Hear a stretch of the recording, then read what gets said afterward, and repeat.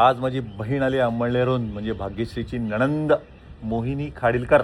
Welcome मोहिनी. Yes. तर मग आज पाहुण्यांसाठी काय बेत आहे? रागेश्री, आज आपल्याला बाहेर जायचंय. मग साधा स्वयंपाक कर सुटसुटीत. बटाट्याच्या काचऱ्या.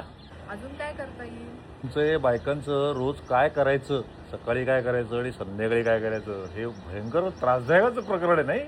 हो मग, आणि आम्ही किती वर्ष गेले हे करतोय हो न कंटाळ. खरं बायकांचं मी कौतुक आहे सांगू हो. का? कांद्याची पीठ करून भाजी कर. तुला आवडते का? हो, एकदम आवडते. छान मस्त सुटसुटीत. मला पण आवडते.